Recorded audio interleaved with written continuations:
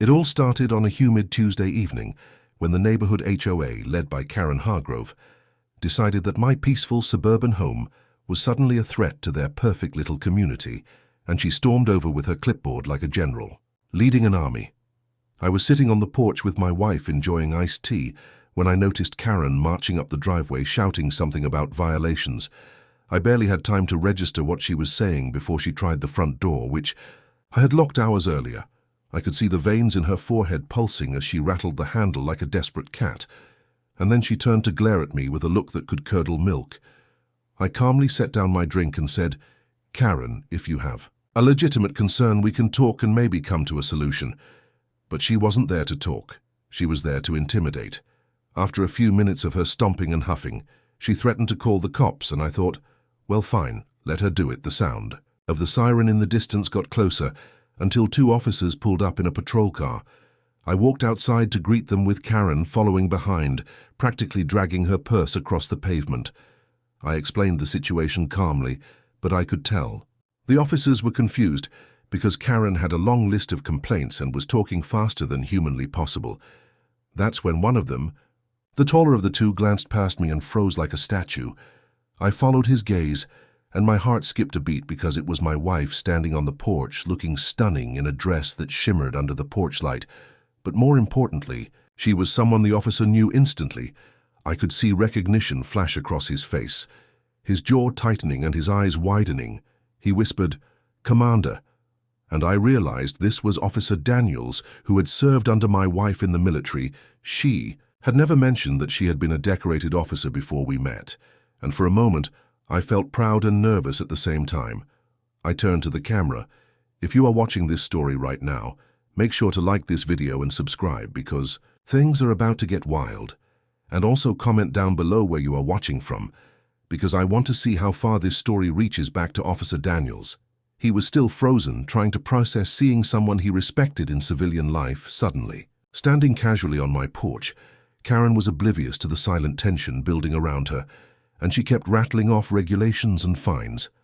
I could see her confidence faltering as she realized the cops were no longer just observers, but were fully aware of who my wife really was. I took a deep breath and stepped forward to clarify that everything Karen had complained about was either exaggerated or simply untrue, and Officer Daniels finally shook himself out of his stupor and nodded toward me, signaling that they understood the real situation. I could see Karen's face turning a shade of red. I didn't think possible as she sputtered something about neighborhood safety, while my wife smiled slightly and gave me a subtle nod. We all knew that the night was about to spiral into a story neither Karen nor the cops would forget. And little did I know this was just the beginning of a chain of events that would completely flip the neighborhood dynamic and set the stage for confrontations, revelations, and a series of moves that Karen could never anticipate. After that initial moment of shock, the atmosphere was thick with tension, and Karen could feel it. I noticed her shoulders stiffen and her mouth opening and closing like a fish out of water as she tried to formulate another threat, but no words came out. My wife stepped off the porch gracefully and walked toward the officers who were still processing the reunion. I could see Officer Daniels standing at attention. Despite being in plain clothes, he was clearly still in awe of her presence. Karen finally found her voice and tried to demand that the cops take some kind of immediate action against us. But Officer Daniels held up a hand and said calmly, "Ma'am, please calm down. We will look into your concerns, but it appears that nothing here violates any laws or regulations."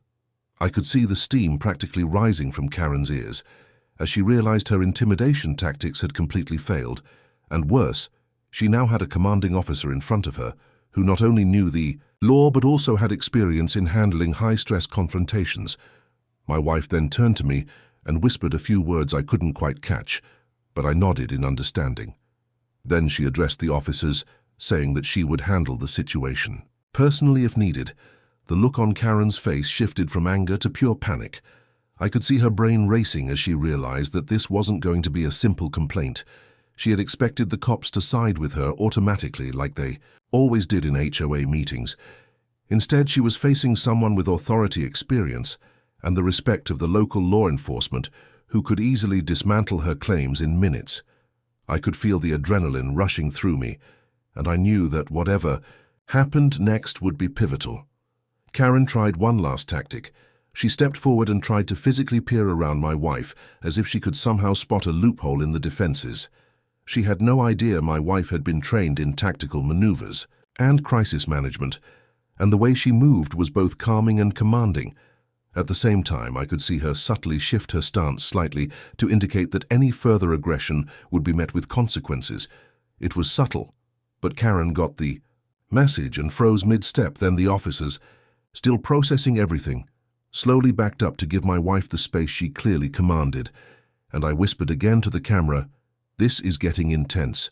Don't forget to hit like and subscribe, and tell me in the comments what you would do if you were in my shoes watching from anywhere in the world."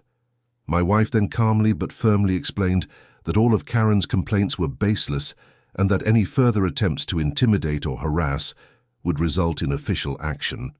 The look of disbelief on Karen's face was priceless. She had never encountered someone who could neutralize her tactics so effortlessly.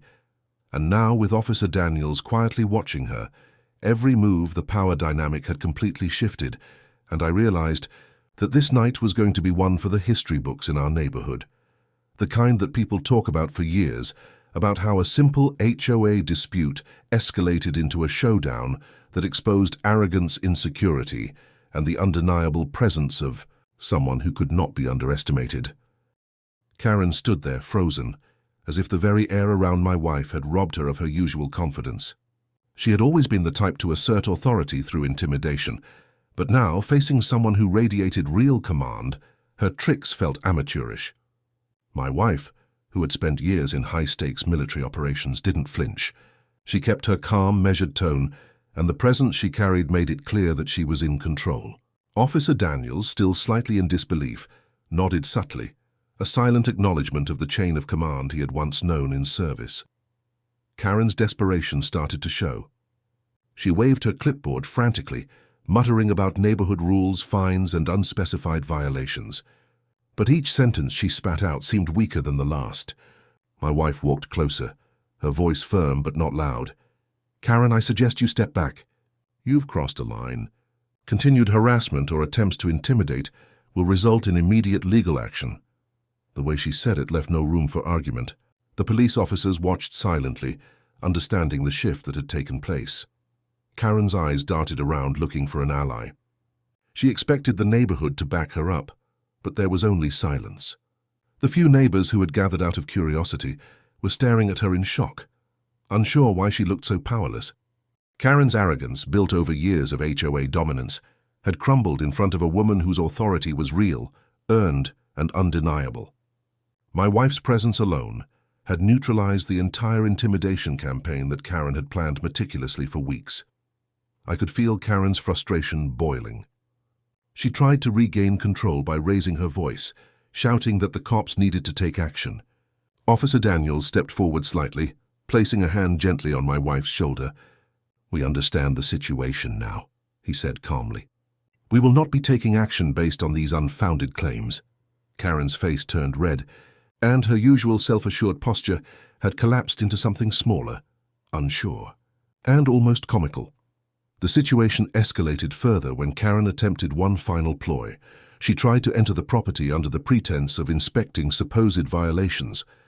My wife didn't move, didn't flinch, but her calm gaze was enough.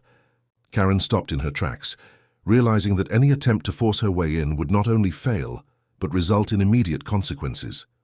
She had underestimated both my wife and the respect she commanded. It wasn't just authority. It was presence, strategy, and confidence, all the things Karen had thought she embodied. By the end of the confrontation, Karen slunk back down the driveway, muttering something about contacting the HOA board. She was defeated not by force, but by the undeniable authority of someone who knew how to handle threats calmly and decisively. Officer Daniels stayed for a few moments, ensuring that Karen had left and that no further harassment would occur. I looked at my wife, feeling a surge of pride and relief. She had handled the situation perfectly, neutralized a potential disaster, and exposed Karen's bluff in front of everyone. That night marked a turning point, not just in our own lives, but in the neighborhood dynamic that Karen had tried to control for years. The next morning, the neighborhood was buzzing with whispers about the previous night's events. Karen had returned to her usual posturing at HOA meetings, but there was a noticeable change. Her confidence had been chipped, and everyone could sense it, even those who had long been her allies. I stayed inside, trying to enjoy some peace with my wife, but the tension in the air made it clear that Karen wouldn't let the matter go so easily. By late afternoon, she was at our doorstep again, this time armed with forms, cameras, and a new, desperate plan to intimidate us. I opened the door cautiously, and Karen wasted no time launching into accusations. She claimed there were code violations, posted signs, and supposed safety hazards around our property. Her tone was sharp, almost pleading, as if the previous night's humiliation had shaken her completely. I could see the stress etched into her face, and it was almost fascinating to watch someone who had spent years bullying others unravel in front of us. My wife, calm as ever, stepped forward. She listened to Karen's accusations without interrupting. But there was a steel in her eyes that made Karen falter mid-sentence. Then, just as Karen tried to insist that she would call the police again, something unexpected happened. My wife reached into her purse and pulled out a small folder containing official documents that proved every one of Karen's claims was false. Every complaint she had filed with the HOA, every notice of violation she had sent, was either fabricated or exaggerated. She laid them out calmly one by one, explaining why they were invalid. Officer Daniels had advised us to keep these records handy, and this was the perfect moment. Karen's face went pale as she realized her bluff had been completely exposed. Unable to hide her panic, Karen tried a new tactic. She threatened to escalate the situation to the HOA board. But my wife had anticipated this. She reminded Karen that all communications would now be recorded, and any further harassment could result in legal action. It wasn't just words. It was the undeniable authority of someone trained to handle conflict without aggression, someone who commanded respect simply by existing in the room. Karen's attempts to regain control became increasingly frantic, her words jumbling together, revealing her desperation. Midway through this confrontation, I paused and turned slightly toward the camera, knowing the story would resonate with viewers. I asked the audience, if you were in my shoes watching this unfold, what would you do next?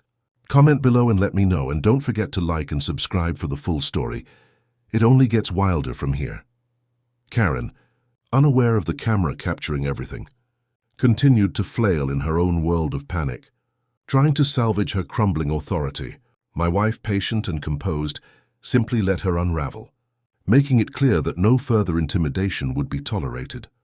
By the time Karen finally stormed off, she looked defeated in a way I had never seen before. The neighbors who had gathered discreetly to watch the confrontation exchanged glances, some shaking their heads in disbelief at how quickly the dynamic had shifted. It was clear that Karen's reign of intimidation had ended, at least for now. My wife and I walked back inside, the tension slowly fading, but I knew that this was far from over. Karen would likely return with even more desperate strategies, and the next moves would require both cunning and patience. That evening, as the sun set and the neighborhood settled into an uneasy quiet, I realized that the battle was not just about property rules, it was about respect, power, and the consequences of underestimating someone who was more than they appeared. A few days later, I noticed a strange tension in the neighborhood.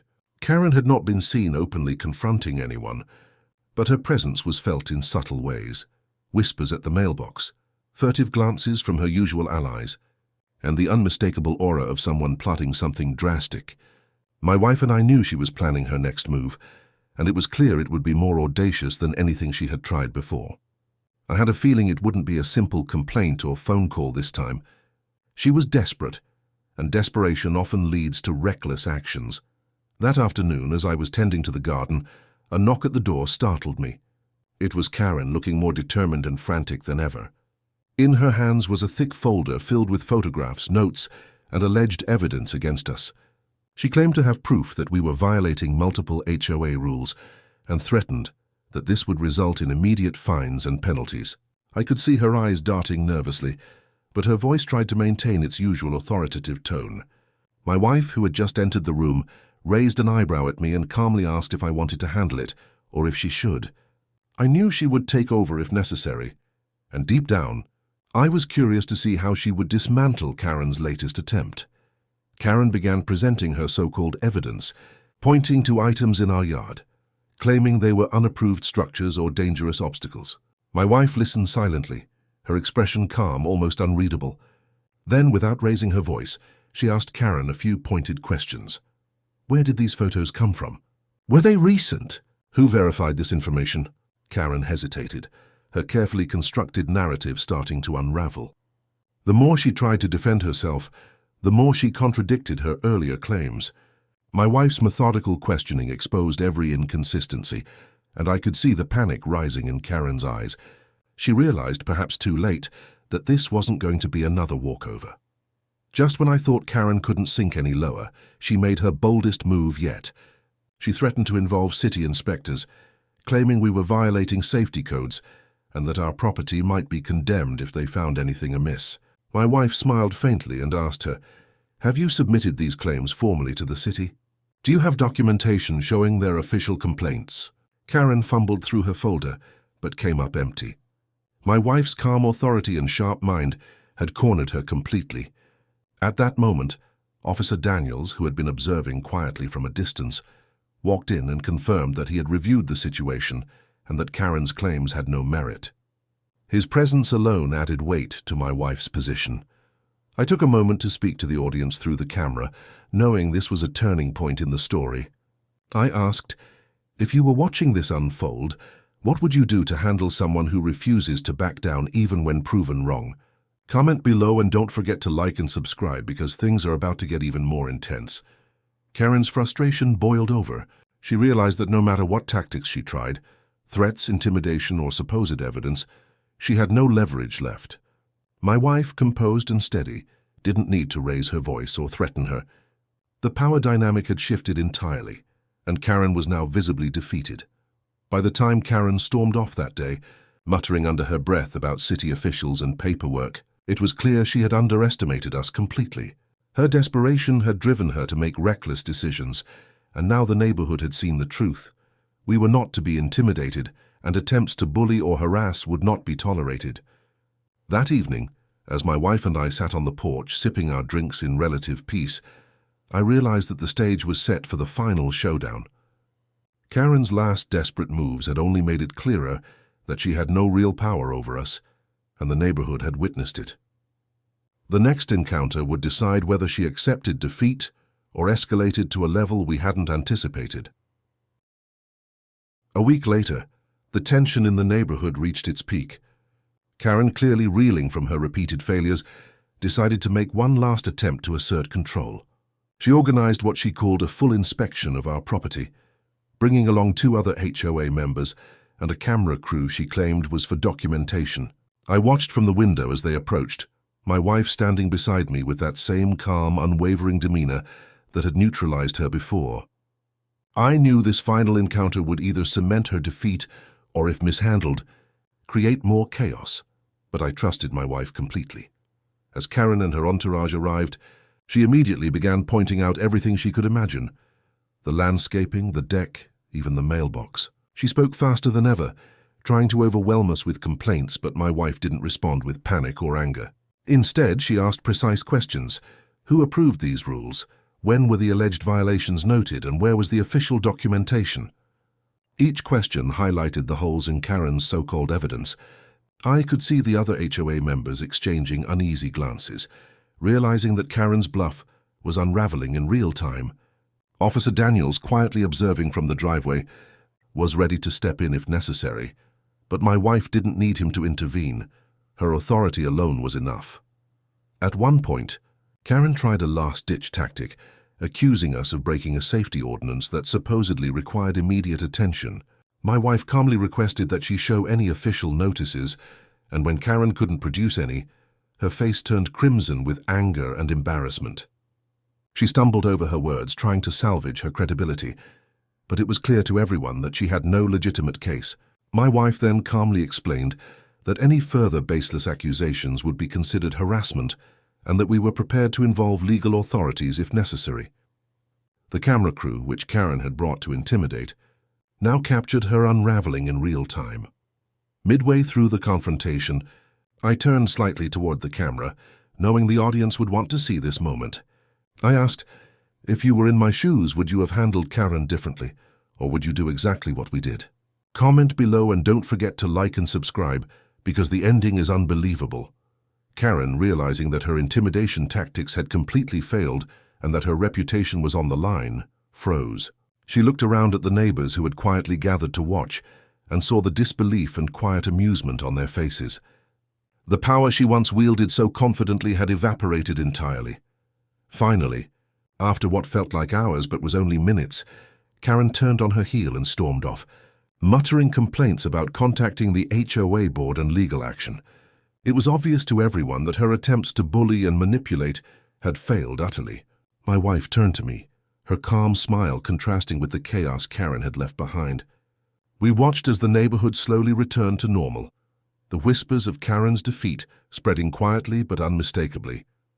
The confrontation had not only protected our home, but also exposed Karen's arrogance and desperation for everyone to see. That night, as the lights of the neighborhood dimmed, I realized something important. This wasn't just about property rules or HOA regulations. It was about standing your ground, knowing your own strength, and trusting the people around you. Karen had underestimated us at every turn, and in the end she had no leverage left. Our home was safe, our authority recognized, and the neighborhood had witnessed the fall of someone who had relied entirely on intimidation to hold power. My wife and I sat together on the porch, finally allowing ourselves a moment of quiet triumph, knowing that we had faced a relentless challenge and emerged stronger, wiser, and more united than ever.